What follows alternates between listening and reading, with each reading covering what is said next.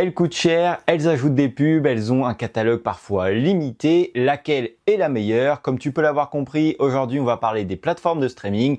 Alors bonjour à tous et bienvenue sur la chaîne. On se retrouve aujourd'hui, comme dit précédemment, pour une vidéo sur les plateformes de streaming. Je tenais à vous faire cette petite vidéo parce que ça fait quelques fois qu'il m'arrive une espèce de bricole, quelque chose qui m'énerve en visionnant des films sur les plateformes. Alors je tenais du coup à faire une vidéo dessus. Je me suis dit que c'était l'occasion de partager mon tracas avec vous. Alors bien sûr, on va pas parler que de ça, on va essayer de parler de l'ensemble. Est-ce que c'est bien, laquelle on peut choisir, etc.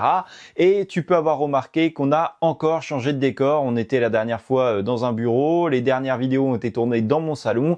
Vous inquiétez pas, je vais pas vous expliquer ça dans cette vidéo, mais en fin d'année, début d'année prochaine, il y aura une petite vidéo bilan. Je n'ai jamais fait ce genre de vidéo, mais je me suis dit que ça pouvait être l'occasion de tout vous expliquer. On parlera un petit peu de ce qu'a fait la chaîne cette année, puisque pour une fois, il y a un petit peu quelque chose à dire. On va pas perdre plus de temps et on va passer au sujet de cette vidéo. Alors comme dit précédemment, il y a maintenant énormément de plateformes de streaming. Ça a vu le jour il y a quelques années et c'est arrivé en force à tel point que plein de plateformes se sont créées, ont échoué, ont fermé, ont été rachetées et aujourd'hui, il est assez dur de devoir choisir une plateforme. Est-ce que je dois obligatoirement avoir une plateforme pour regarder des films ou pas? Alors ça, la réponse, si vous me suivez, vous savez que non, puisque pour une fois, je vais pas que taper sur les plateformes, on va vraiment en parler en essayant de trouver les bons points, les mauvais points, puisque je suis un fervent défenseur du support physique et s'il ne devait y en rester qu'un, ce serait bien sûr les DVD, Blu-ray et 4K, etc. Mais aujourd'hui, une plateforme de streaming, c'est quand même bien utile. Même moi, j'espère que t'as pas entendu, ma feuille de notes vient de tomber, ce n'est pas grave. Même moi qui ai énormément de DVD, je regarde quand même des films sur les plateformes de streaming pour plusieurs raisons, parce que déjà les plateformes ont pris un tel essor que maintenant la plateforme elle-même commande une série, commande un film et ça ne sort plus forcément toujours au cinéma.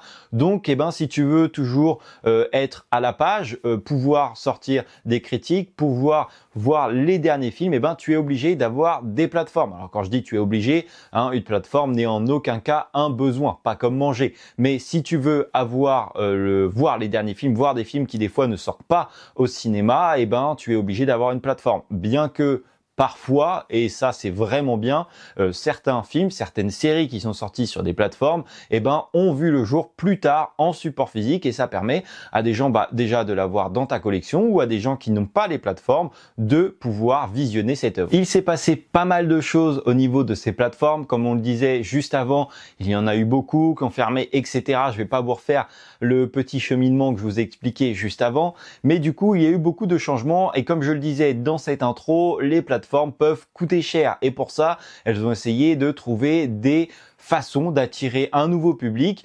Parce que par exemple, il y a quelques années, j'étais abonné à Netflix et chaque année, voire des fois même un an, alors je me souviens plus de la fréquence d'augmentation, mais ça devenait très cher pour le peu que je regardais et je me suis dit c'est pas possible, je peux pas me permettre de lâcher par mois je ne sais combien pour des plateformes puisque le problème des fois des plateformes, c'est que ils ont un catalogue limité. Alors, si on regarde sur le papier, je vais essayer de pas trop m'éparpiller, mais par exemple, on va prendre une plateforme quelconque, on va pas citer de nom, mais tu as un catalogue, tu vas payer, admettons, on va dire 15 € par mois pour visionner l'ensemble de ce qu'il y a sur la plateforme. Si tu visionnes beaucoup de films sur cette plateforme, bien sûr, c'est un investissement qui est plutôt rentable puisque quand tu vois que un DVD, un Blu-ray, en moyenne, c'est entre 10 et 15 €. Je dis bien une moyenne, je parle pas de quand tu les trouves avec une offre, une baisse de prix, etc. Vraiment une moyenne, un prix global. Voilà. L'abonnement te permet de regarder beaucoup de films, alors que si tu achetais juste un DVD neuf, un film qui vient de sortir, tu pourrais en visionner qu'un seul. Ça, je suis d'accord. Après, certaines plateformes, tu peux faire le tour de la plateforme assez vite. Si elle ne renouvelle pas son catalogue, une fois que tu as vu les séries, les films qui font cette plateforme, les nouveautés sont pas forcément assez fréquentes. Alors ils essaient parce que s'ils ne renouvellent pas leur catalogue, eh ben, tu n'as plus envie de t'abonner. Mais du coup, ils ont essayé de faire des offres à des prix un peu plus attractifs pour que justement les gens comme moi qui on se sont dit bon c'est bon, j'en ai marre parce que j'ai vu un peu tout ce que j'avais envie de voir, je n'ai pas forcément le temps de regarder des séries, ça commence à faire cher. Donc ils ont créé des offres avec de la publicité. Et justement, on va revenir, c'est un petit peu là qu'est mon tracas en ce moment. Mais bon, on va finir. Les offres avec la publicité, ce qui est bien, c'est que le prix est moins élevé. Je vais prendre l'exemple de Netflix qui a sorti une offre. Alors, je ne sais plus le prix, je crois que c'est compris entre 5, 7 ou 8 euros, quelque chose comme ça. Enfin, en tout cas, tu es à moins de 10 euros. Tu vas pouvoir regarder tes films et tes séries, mais la condition, c'est qu'ils puissent te diffuser des pubs.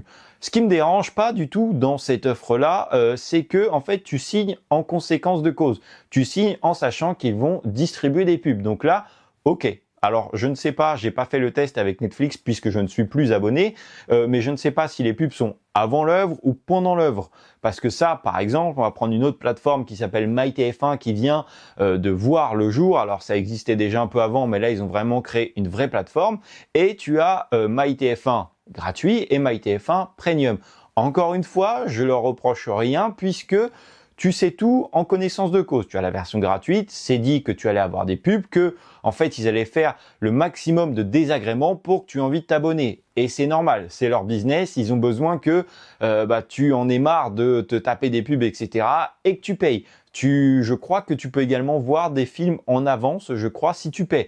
Donc, c'est bien fait du fait qu'ils te donnent envie. Par contre, un truc qui me dérange, c'est qu'ok, on sait en connaissance de cause qu'il y a des pubs, mais on a regardé un film la dernière fois, c'était une comédie, et en fait, tu as des pubs avant, ok, mais tu as des pubs pendant, comme si en fait tu le regardais à la télé, et honnêtement, il n'y a pas meilleur moyen de sortir d'un film. Alors ça va, c'était une comédie, tu vois, c'était pas non plus le film du siècle, et ça a été, mais c'est quand même très chiant, et à la limite, je trouve que c'est une façon qui te donne soit envie de payer, mais moi ça m'énerve plus qu'autre chose et j'ai surtout en fait envie de ne plus regarder de films sur MyTF1. Alors l'avantage c'est que moi je collectionne, donc j'ai plein de films, j'ai d'autres plateformes, d'autres abonnements, mais sinon c'est tellement chiant que du coup quand je regarde un petit peu les films qu'ils ont, des fois il y a un film que je peux me dire tiens j'ai envie de le découvrir, mais je me dis non, ça c'est un film où j'ai vraiment envie de le suivre, j'ai vraiment envie d'être dedans et de me dire il va y avoir une pub pendant le film, c'est vraiment gênant. Avant, ok, pendant, c'est assez chiant,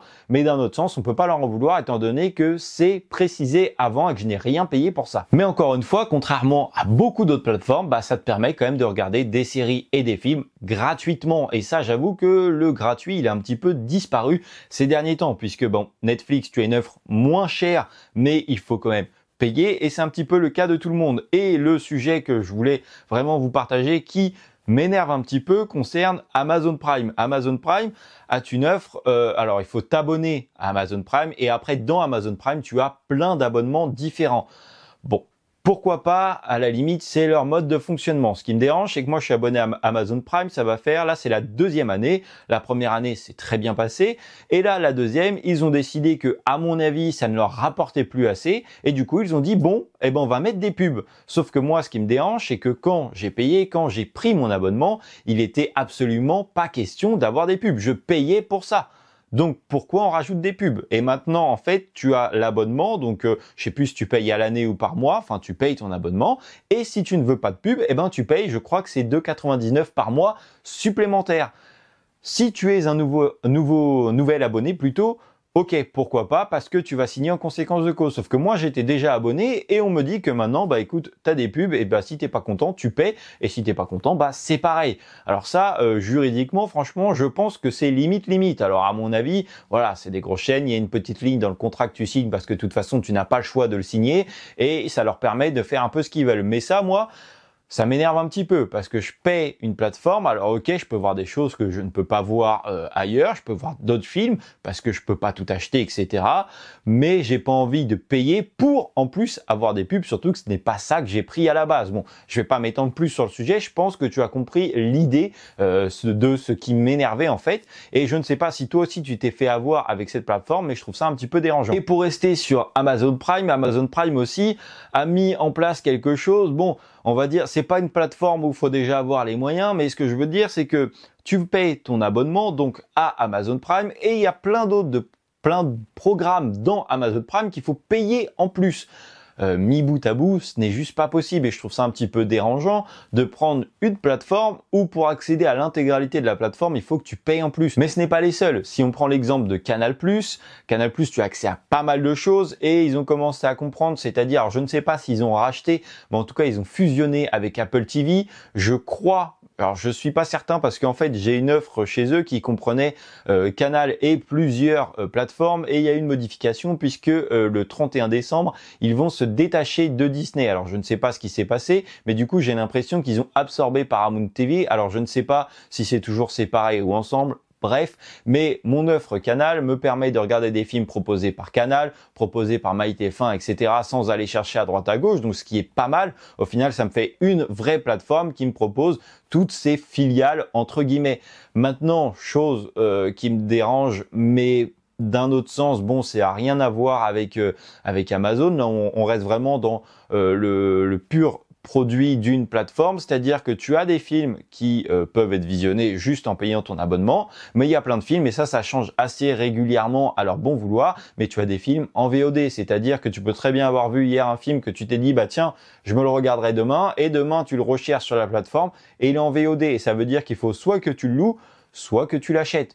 Alors pour en revenir, là c'est plutôt sur le dématérialisé plutôt que le streaming, mais acheter un film en VOD ou le louer, bah ça sert pas à grand chose à part jeter de l'argent par les fenêtres, puisque si tu achètes un film en VOD, reprenez-moi bien sûr si je me trompe en commentaire, mais il est disponible que sur la plateforme. Donc si la plateforme ferme, si tu ne payes plus cette plateforme, tu n'as plus accès à ton film. Et si tu le loues, bon, quand tu vois les prix auxquels il loue, franchement, ça vaut pas le coup. Acheter des DVD, ça sera beaucoup mieux. Alors du coup, pour répondre à la question laquelle de ces plateformes est la meilleure, en fait, ça va dépendre de beaucoup de choses. Ça va dépendre du prix que tu peux accorder à cette plateforme parce qu'elles proposent tous des offres différentes.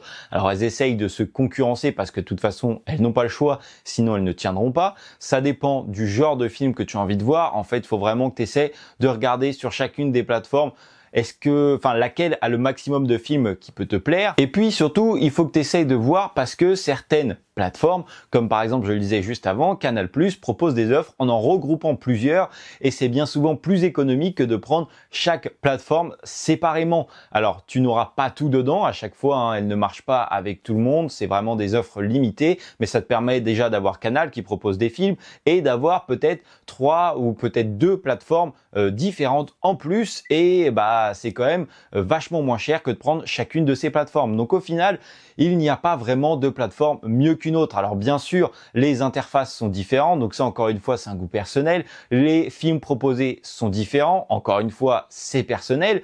On en revient toujours au même, par contre le catalogue est un petit peu limité. Si tu bouffes vraiment beaucoup de films, une fois que tu as fait le tour, tu ne sais plus quoi regarder et tu payes quelque chose par mois des fois pour découvrir juste un seul film.